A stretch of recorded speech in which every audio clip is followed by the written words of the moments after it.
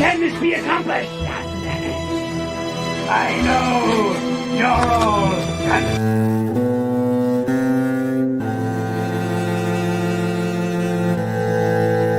As a man, I'm flesh and blood. I can be ignored, I can be destroyed, but as a symbol,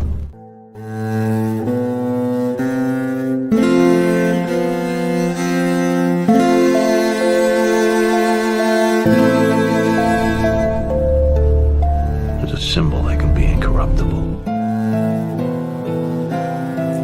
He gave us a signal.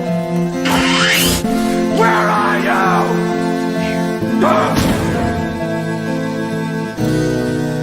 Something elemental, something terrifying. Welcome back to episode 29 of CaveCast. I'm Sammy 3 Feet, and I'm feeling kind of healthy enough to do the show. And with me, as always, is my good friend, Drunken Emerald. How are you? I'm feeling kind of healthy to be able to do the show. AKA Mr. Producer, man of many hats. Oh, I left that up. My bad. That's from Myron's show. Hey, whatever. I could not produce this show without you. Let's jump right in. Sergeant, always the first one in, had a great Batman conversation with him on his channel the other day. Check him out. Great guy. Yep. Good friend. Ryu, one of my trusty mods. We are well, sir. Happy New Year. Good to see you. One of my co-hosts on the news, Piranha Pouty. I am looking forward to hanging out with you tomorrow. It's been too long. Morning. Good morning, everybody. Morning, all. And we'll have more people dumping in. But, there we go. Steven Ransom. Healthy enough to do the stream. More high standards. Yes, absolutely. Well, considering where I was last week, I'm night and day better. So we're going to jump right into everybody's second favorite. Oh, you know what? Rick Costa's here. Can't say hi with Rick Costa. Oh no, I'm feeling up to it, darling. We're newsing it up tomorrow. I'm good. We are good, and I'm not 100%, but we're almost there. And yes, happy New Year to all. Zalosi, also good to see you. And like you said, guys, like, share, let everybody know we're talking about everybody's second favorite fifth dimensional and whimsical Bat-Mite. Yes, Killer Mike, one of my partners in crime on Lights Camera Citation. Boy, did we have an interesting one last night. Dad. So happy New Year to all. Let's break into Bat-Mite. I don't know how long this one's gonna take, but yes, Batman's answer to Mr. Mixie's Little Lick. And I don't know if anyone ever says that name correctly, but it is what it is. Let's share the screen, shall we, and dive right into it. Hold on. Why are you being difficult? Why are you moving? Oh. Good catch. My interface was almost gonna fall off my desk. That would have brought the show to a screeching halt. Not that's never happened. The interface is feeling okay and ready to do the show. Yeah, it was kind of suicidal. So for guys who don't know, this is Bat-Mite. Bat-Mite is a character appearing in the American comic books published by DC Comics. Bat-Mite is an imp similar to Mr. Mixie Plitalick, who's this purple fedora gentleman right here. The only difference is Mr. Mixie likes to screw with Superman to be a bad guy.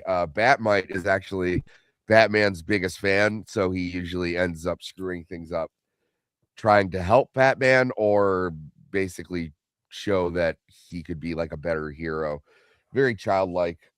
He's depicted as a small childlike man in an ill-fitting copy of Batman's costume. Bat-Mite possesses what appears to be near infinite magical powers, which could be considered nigh on omnipotence, but he actually uses highly advanced technology from the fifth dimension that cannot be understood by humans, limited to three-dimensional views. Unlike Mixie Plitalik, Batman idolizes his superhero target, and thus he visited Batman on various occasions, often setting up strange and ridiculous events so he could see his hero in action. Bat-Mite is more of a nuisance than a supervillain, like I said earlier, and often departs on his own accord upon realizing he's angered his idol. Bat-Mite has appeared in various media outside the comics, primarily in association with Batman. Paul Rubens and Lou Scheimer have voiced the characters in Batman Brave and the Bold and the New Adventures of Batman. And yeah, like all the way back in 77, they kind of like made him like a green skin little weirdo. Well, Bat-Mite overall is essentially just an obsessed fan that's nothing more than kind of a stalker.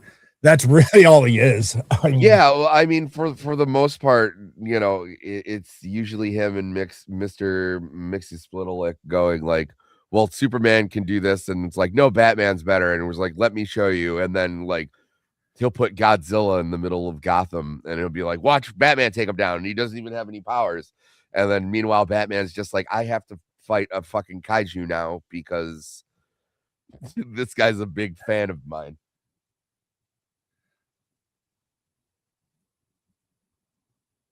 Hold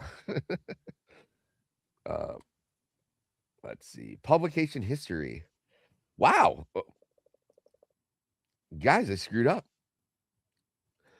He's a Golden Age hero. Oh, yep.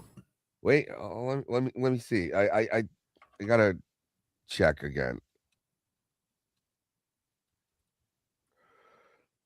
I think the Golden Age. Oh no, he's not. He's just on the cusp. Okay. Golden Age is from 38 to 56. So he's 59. So he's okay.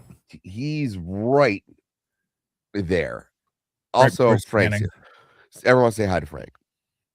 Frank's hi, Frank.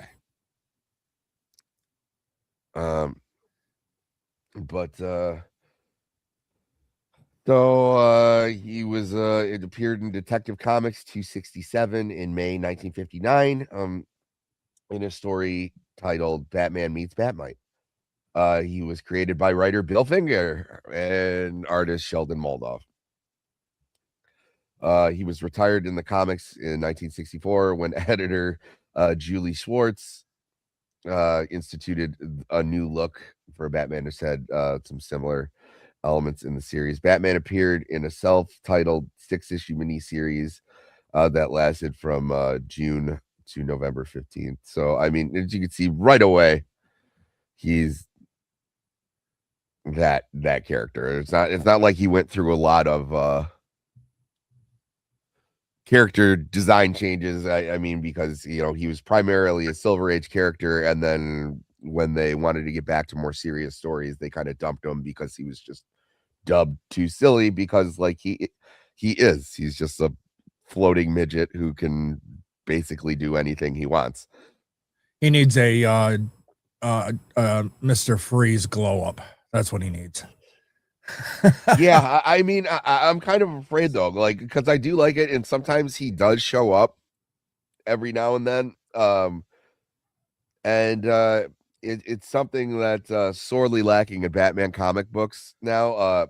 Levity, and sometimes there's just adventure for the sake of adventure. It's not this dark quest, and you know, there's a certain aspect of the Silver Age comics that got lost, some for better, some for worse, but you know, not everything has to be you know, the Dark Knight Returns or Batman Year One, you know, all the gritty Miller stuff, but you know, there can be a happy medium, and you usually see that in stuff like World's Finest, or even now more so like the Super Sons, where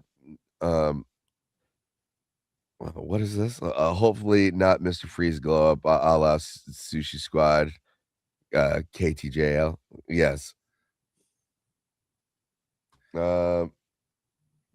So pre-crisis Batman this is gonna fuck with me the entire Bat-Mite appeared in Batman Detective Comics and World's Finest Comics for 5 years. Bat-Mite and Mr. Mixie Splittalick teamed up 4 times in the pages of World's Finest to antagonize Superman and Batman. In 1964, however, when Batman titles were revamped under new editor Julie Schwartz, Bat-Mite vanished, along with other members of Batman's extended family, such as Batwoman, Batgirl, and Ace the Bat-Hound. So, yes, that Julie Schwartz came in and was basically like, fuck the comic book code of authorities. We're going to go back to Batman's roots. The Joker's going to be scary again. He's going to kill people again. There's going to be some actual detective work being done, not just he's got a gadget for everything. It was a very interesting time in comics. It's probably one of my favorite times in comics. Yeah, no, I will never. Mr. Mitzelplick. Yeah. They kind of they explain it on The Adventures of Superman. He turns into all of the phonetics, but I'm sure they have it written on the Mixie's Piddlick. So I was kind of right. Mixie's Piddlick. Mixie Piddlick. Sometimes, yeah, Mixie Piddlick. So sometimes called Mixie, but on this channel, Mixie Piddlick. Marza.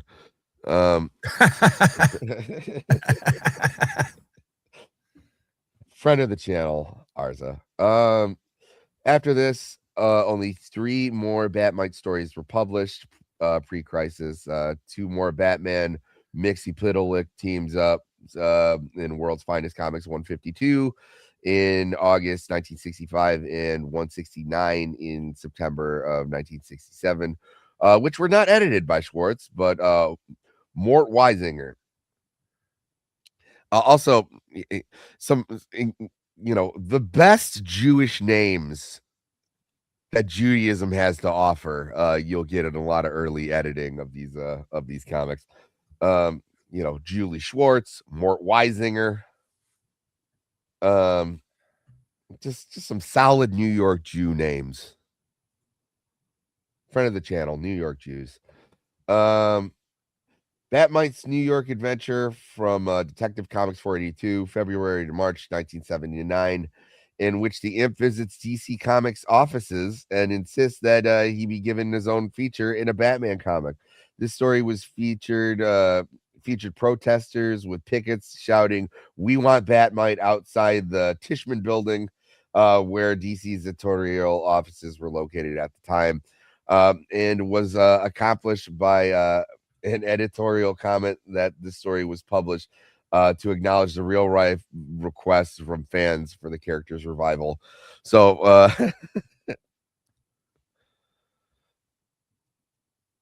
yeah. And when in doubt, just go Mixie. It's one of the most difficult names in comics. Mixie Piddlick.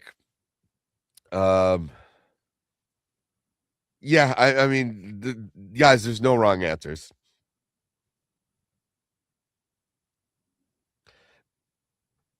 Miss Piddlick. Yes, yes, that villain. That I've even heard him just called as the Fedora guy. Famously voiced in that cartoon by who's the guy who did the voice of Iago. Oh Christ, what's his name? Comedian. Talk like this. Oh, the chat will get it before I will. Yeah, come on, help me out. Also the voice of Iago. Yeah, also the voice. Yeah, he was a smoke detector. Hey, Toasty. Been meaning to jump on a show with Toasty. I missed. Miss my friend. But yeah, what the hell is his name? Insanely funny comedian. Saw him live in Vegas. I'm looking at Gilbert Godfrey. Gilbert Gottfried, friend of the channel, Gilbert Gottfried. Me, he rests in peace. He famously lost his what was his Geico. He was doing Yeah. commercials for some insurance company, and then there was that Affleck. yeah, Affleck. And then he told that joke and he got shit canned for it. Stupid ass cancel culture of the Well, and that was even back then, but it was what was it during the Japanese tsunami? It was like I was dating this Japanese girl and she left me, but don't worry, there should be another one floating by any day now.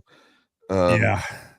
I don't honestly see anything wrong with that joke, but of course you have the very sensitive left. That's not funny. Well,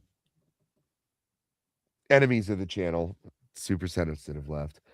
After continuity changing, post-crisis, as we know, the landscape of the DC universe changed drastically after Crisis on Infinite Earths. After the continuity changing 1985 limited series Crisis on Infinite Earths was published, Bat-Mite was mostly removed from Batman Comics canon. Bat-Mite made an appearance in Batman Legends of the Dark Knight number 38, although he may have been an hallucination of a drug-addled criminal named Bob Overdog. Did Bat-Mite get canceled? What did Bat-Mite do to get canceled? He was just too silly for the serious direction that they wanted. But yes, so he might have been a hallucination of the drug-addled criminal named Bob Overdog, cousin to Stephen Updog. This comic states that Bat-Mite is one of the many admirers of the superhero from another dimension. This universe, Bat-Mite later returned in Batman Might Fall, a Legends of the Dark Mite special, a one-shot book, which was both part of and a parody of the Batman storyline Nightfall, with Overdog briefly in the John Paul Valley role. In number 6 of the 1999 Batman and Superman World's Finest miniseries, Mr. Mxyzptlk encounters Bat-Mite shortly after being mistaken for him by Overdog. So Overdog is now just becoming like a reoccurring character, apparently. And he's just like a drug addict who may or may not see fifth dimensional imps, which I like it. While the story is While in this story, the post-crisis Bat-Mite encounters Batman for the first time, Superman and Batman subsequently concluded that Mr. Mxyzptlk created him inspired by Overdog's ratings. Bat-Mite also appeared in 2000's one-shot Elseworlds, World's Funniest, in which he battles Mr. Mxyzptlk, destroying the pre-crisis multiverse and the post-crisis DC universe, as well as the Elseworlds of Kingdom Come, Batman: The Dark Knight Returns, and and the DC animated universe. So the first post-Infinite Crisis appearance of Bat-Mite was in Batman 672, written by Grant Morrison. Batman is confronted with Bat-Mite, or Mite, after being shot in the chest and suffering a heart attack. Mite, who bears a green insectoid creature on his back, claims to have been from Space B at the five-fold expansion of Zerf. And that seems like a mouthful, and of course it is, because it's written by none other than Grant Morrison, and he is king of the let me read this comic, but let me bring my thesaurus with me. After Batman transforms himself into the Batman of Zur-En-Arrh, which is something that we should definitely talk about soon. And we probably will, because I believe Zur-En-Arrh originally shows up In the Silver Age, yes, 58. So he is prime pickings for a good Silver Age Batman discussion. But his backup personality manufactured by Bruce Wayne to keep Batman able to fight in case he was mind wiped or driven to insanity. Batman 680 reveals that Mite is a product of Batman's imagination, representing the last vestiges of his rational mind. Oh, Grant Morrison. No, can't say that I am. Might be after this one though, because there's a lot of words being thrown around here. Okay, Bat-Mite appeared in a self-titled 6-issue mini-series, which lasted from June to November of 2015. Bat-Mite appears in a 4-part story, Impossible and the World's Finest, through June and September. The story also features Superman, Batman, Robin, Jimmy Olsen, and Mr. Mxyzptlk. Wow, guys, we're coming down to like the nitty-gritty. This might be like a fucking 45-minute episode. Yeah, this one is not as. And I mean, usually, even with these smaller ones, there's a lot that offshoots that we then dive into. But I mean, even this one, really, I mean, Bat-Mite just doesn't have any kind of here. Well, I mean, we could always jump into Zur-En-Arrh because that's also kind of like a short concept too. Well, let's do both. You know, let's see, powers and abilities. Bat-Mite is a 5th dimensional imp. He has nigh omnipotence, which is shown as near infinite magical power. Bat-Mite has powers and skills identical to that of Mr. Mxyzptlk, but not his weakness. I believe his weakness is you need to trick him into saying his name backwards, which is his name's already impossible to say forwards, so tricking him into that's I'd say that's a pretty goated weakness. But of course, Superman prevails in that every single time, such as the ability to manipulate space-time. He has access to various bat weapons like his hero Batman. Publications, television. Yeah, so this is how he shows up in the new Batman adventures. And he's like this little green-skinned Marvin the Martian. I think that's kind of almost like the direction they were kind of going in his look. Yeah, or what is it, the Great Gazoo? Yeah. Oh, so he shows up in a couple video games too. Yeah, and that is Bat-Mite, guys. And that's great. So we'll give him seal.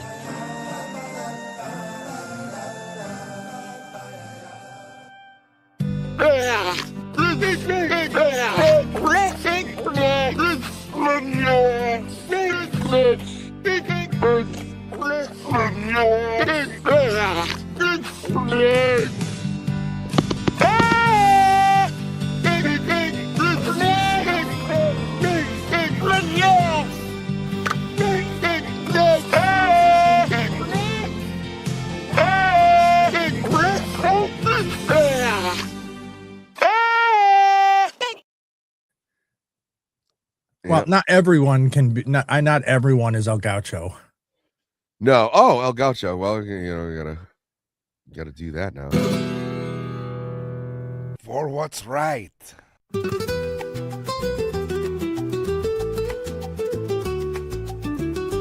For love.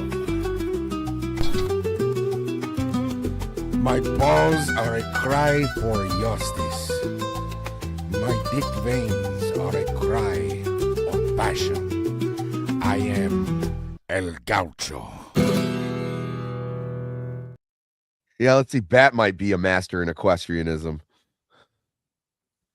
Let's see. So we can do Batman Zur-En-Arr, and that one's going to be quick on its own. So originally, Batman Zur-En-Arr is a Silver Age character. From what I remember, like this was his costume. It's red, it's purple. It's actually probably closer to Robin's than anything else, but he was from the planet Zur-En-Arr, and then Grant Morrison got hold of it and turned it, and he's good at that. He flipped it on its head. But Batman of Zur-En-Arr is a character in DC Comics introduced in the Silver Age. The character is an alien named Talano from the planet Zur-En-Arr, who decided to become a version of Batman for his own planet. The character's reappearance in the 2000s rebranded him as a violent, unhinged backup personality for Batman, in case something happened to him, if he got his mind wiped, or it's very convoluted. But Grant Morrison's good at that. And okay. My wife is worried about the weather. Not too bad over here. Cold. Well, she's all excited. We're getting new phones today. Yes, weather can't be bad for that. Okay. Either way.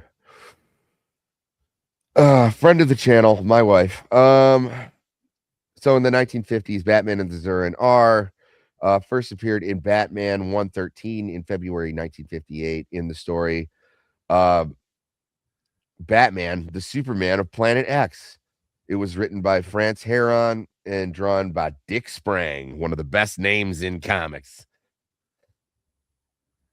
A little bit of Dick Sprang, Richard W. Sprang. In the story, Talano, the Batman of Zur-En-Arr, brings Earth's Batman to his planet to help him battle giant robots piloted by an unidentified alien race. While on the planet Earth's, Batman discovers he has Superman-like powers through similar means of Superman of his world. The end of the story leaves it ambiguous to the reader whether Batman's adventure was real or a dream. Oh wow! So even this, yeah, this is gonna be a quick one, no matter what we do, fellas. That's Yeah. It is what it is, which is fine. Like I said, Roy, I got a couple errands to do today, and then you guys can help us vote on the next Silver Age character we're gonna do. But in the 2000s, when Grant Morrison took over the Batman series in September 2006, it began referencing classic moments of the character's career, including using versions of Bat-Mite, which is shocking that Bat-Mite actually shows up in this article and Zur-En-Arr shows up in the other article, and those are like the only outside characters named. Normally we go down on a rabbit hole here and try to find some eclectic characters, but it really doesn't get much more eclectic than the Batman of Zur-En-Arr and Bat-Mite.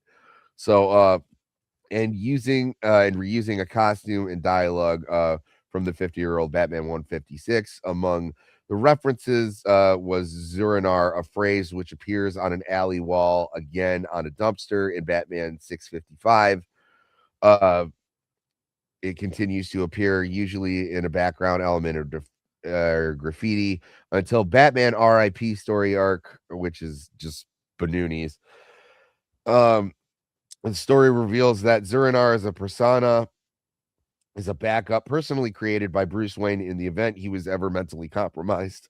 Zur-En-Arr is a personality which is much more violent and unhinged than Batman's normal persona, and is dressed in a costume out of red and yellow purple rags, referencing the one worn by Talano.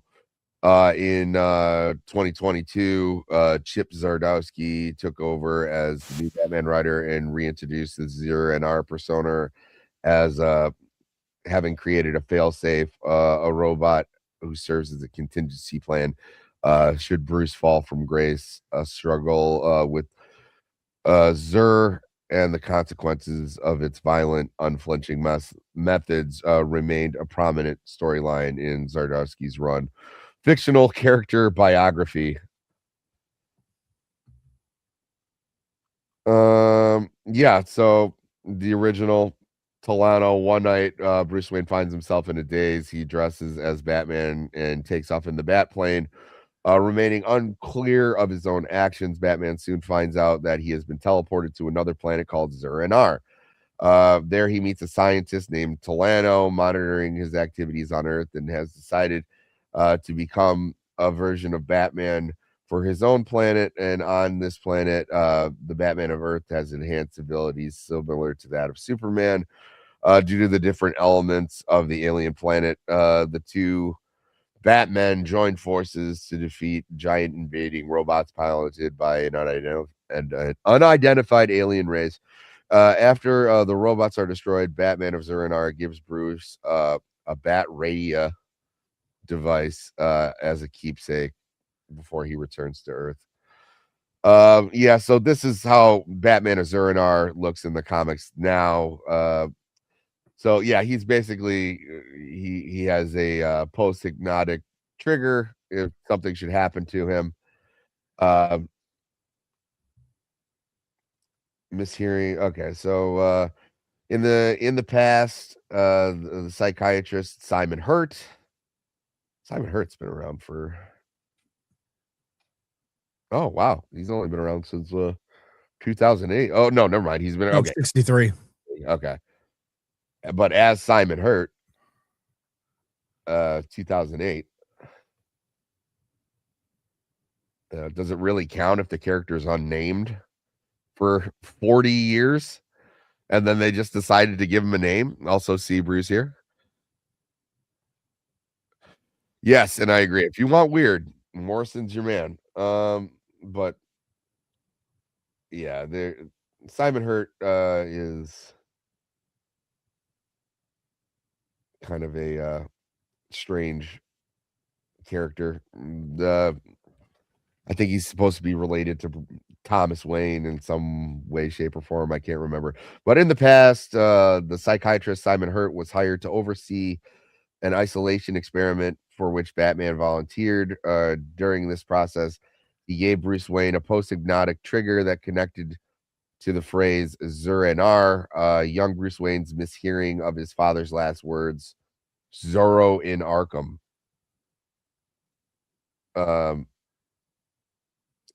Many years later, Hurt was working with the Black Glove when they decided to target Batman and his allies, first spreading information to affect Batman's father. He somehow survived his murder by Joe Chill, then using Zur-Anar to trigger in conjunction with drugs. He sent Bruce Wayne into the streets of Gotham with no memory of his life. Bruce assembles a makeshift Batman costume and declares himself Batman of Zur-Anar. Batman or Bat-Mite, a Silver Age Batman character, appears as a hallucination. Friend of the channel, reading. Oh, I thought you were going to say friend of the channel, hallucinations. Yeah, apparently I can't say it at all. As a hallucination of Batman and consoles the Zur-Anar Batman. Or counsels the Zur-Anar Batman, revealed to be a backup personality created after a hallucination. Batman, I cannot say hallucination. Batman suffered when exposed to Professor Milo's gas. Okay, Professor Milo. Achilles Milo. Bill fingered Sheldon Moldoff, so he's got to be pretty early on. 57. Evan, all right. Abilities: renowned expert in chemistry and alchemy. Definitely friend of the channel reading. Yes, and also Pouty's got it right. Friend of the channel, hallucinogenics. My favorite. So it was intended to take over for Bruce if he was ever psychologically attacked. They just keep saying the same shit over and over and over again. If Batman is somehow taken down mentally, he has this backup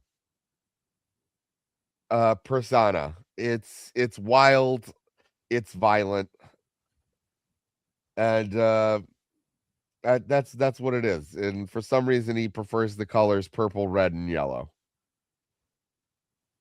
That's really what it is. It's a failsafe.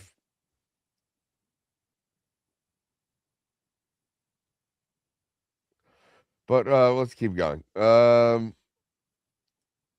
He describes himself as it was intended to take over Bruce. He was never psychologically attacked in such manner as to render Batman out of action. The colorful costume expresses a greater confidence and demonstrates a greater willingness to torture and possibly kill opponents. On one occasion, Zur described himself as being Batman when you take Bruce out of the equation. During his travels, during the Dawn of DC initiative, Bruce meets Daniel Capcio and learns how to create multiple personas. Batman created Zur-N-R when Milo poisoned his mind and caused him to experience his fears. To prevent his mind from getting hijacked, Bruce uses a machine to create his Zur-N-R personality. During the fight against Joker, Batman witnesses the Joker killing innocent people, which enrages Bruce and allows Zur to take over his body. Zur nearly kills Joker, but stops when his vision of Martha Wayne and Joker convince Bruce not to break his no-killing rule. Bruce then uses his machine to lock Zur to make sure it doesn't happen again. When Batman fights Failsafe is a character. Okay, Failsafe is an android who Batman created to stop him should he ever go rogue. Okay, good to know. Yeah, in case a robot created in case he ever went rogue and killed someone, he's forced to unlock the Batman of Zur-N-R from his consciousness to let him take over his body. Tim Drake is surprised by Zur and remembers reading Bruce's files. Zur also revealed that he created Failsafe himself, and when Failsafe attacks, Tim and Zur take him on.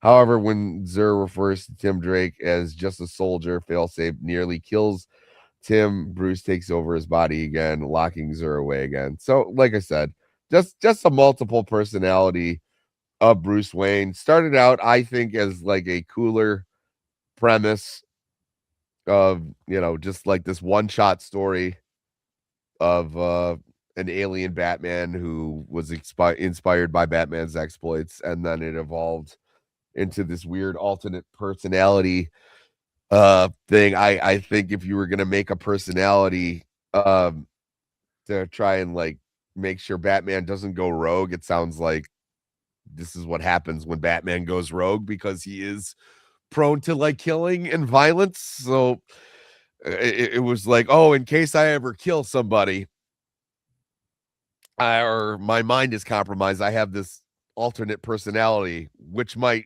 torture and kill people.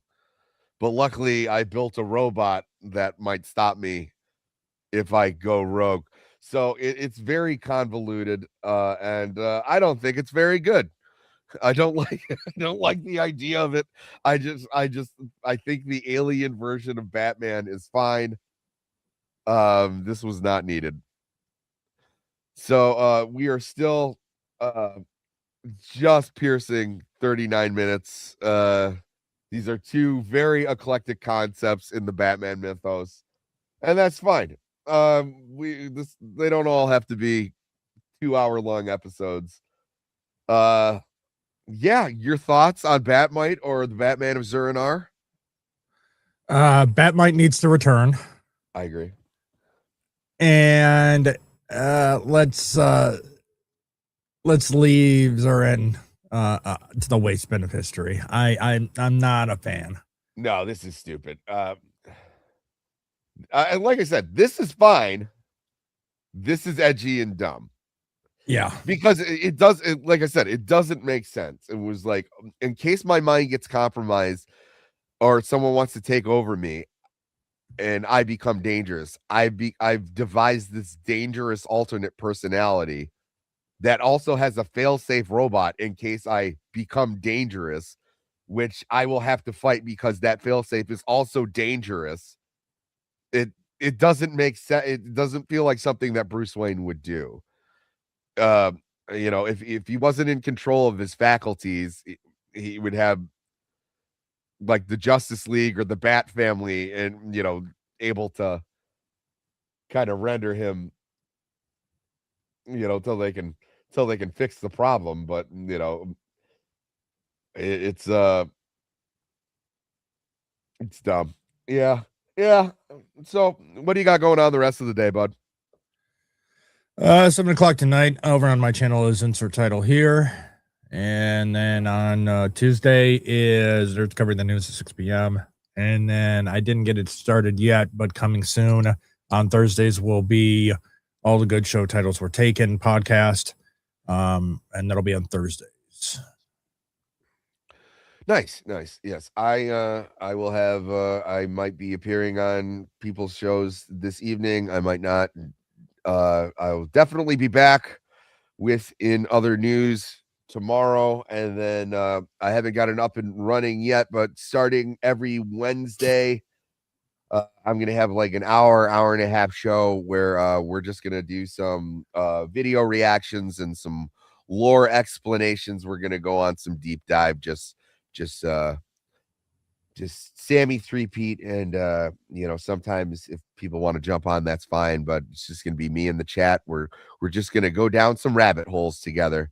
So smash that like button. Remember to follow Drunken Emerald, and yeah, if you're not following me, follow me as well. Share the show.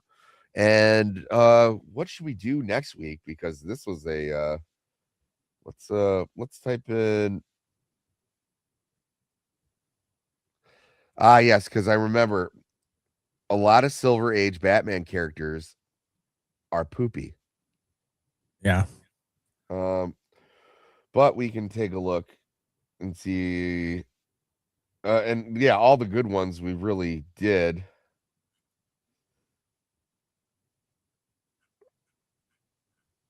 Yeah. We might just have to just wrap up the Silver Age and just Knock them out. Yeah, What's the left? next couple episodes we'll just go down the rabbit holes, just taking it in alphabetical order and just go, and like, who's the Spinner, who is Zebra Man, who is Planet Master, the Rainbow Creature, Catman, might get a little bit more shine, the Outsider, which is Alfred, Mr. Incognito, the Monarch of Menace, the Clock, the Crimson Knight. But yeah, the big ones we already did. We already did, Mr. Freeze, and Clayface, Matt Hagen's Clayface anyway. So I don't really see the need to dwell on this too much. We can we'll kind of just give like a we already did an overview of the Silver Age. So yeah, this was fun, but it was short-lived. But we have so much more to get into in the Bronze Age, which is really like when Batman came back and was into the we you know what, Mike, I will have you on especially. We will go into a lore dump of the great Celine, a magician that we saw last night on Lights Camera Citation, which was well, just a spectacle to behold. Just a drunk woman who could not be contained by a mere set of handcuffs. I think she escaped at least 7 times, and leaving the police officers baffled. But that was fantastic. So but if you guys have any suggestions, I do have my own Discord. You guys are free to join that, and But yeah, I don't see Ted Carson, the second Firefly, taking up any longer than Bat-Mite or Dr. No Face or the Zodiac Master. So there's a lot of great names here, but I have no idea about any of them, maybe besides like Blockbuster, um who's still around, but like, well, I think he's dead, but even at his height of popularity, he was like a D level villain. So we'll go through them. It'll just be, we'll start. It'll probably be 2 to 3 episodes of the Silver Age wrap up. But no, we have not done one Metamorpho yet. I think the Outsiders are going to get their own thing. But then again, that let me double check. I'm pretty sure the Outsiders is a Bronze Age.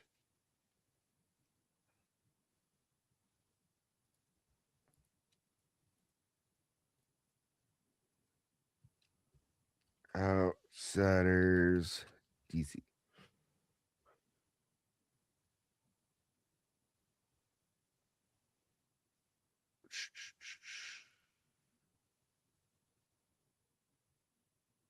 Yep, July 1983. So definitely a Bronze Age installations of the Batman mythos. So we will definitely get to them, but that will be after we start to get into the Bronze Age. Mm-hmm. And then we are over the halfway point, and remember, episode 50 will be the Joker. So we're on the road to the clown prince of crime. But yes, guys, you can get your Batman. I don't even know what to call what today was. Today was nothing more than just me reading an article. Normally we have a lot more to say about these characters, but I'd be remiss if we didn't mention them at all. So, we'll see y'all next week. Sometimes some characters are like this. Yeah, it is what it is, but we will see y'all. Why are you doing that? And I don't know. Have a good day. Come on. Yes, Batman, clad in the somber costume which has struck terror to the heart of many a swaggering denizen of the underworld. Bob? Done.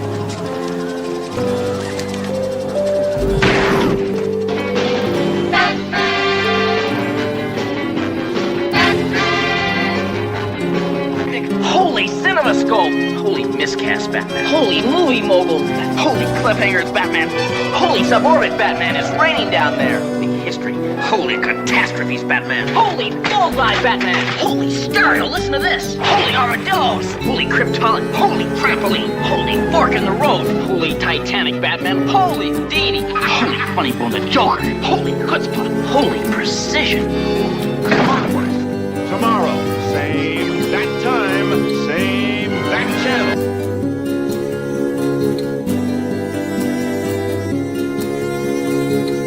The monster who took you from me will soon learn that revenge is a dish best served cold.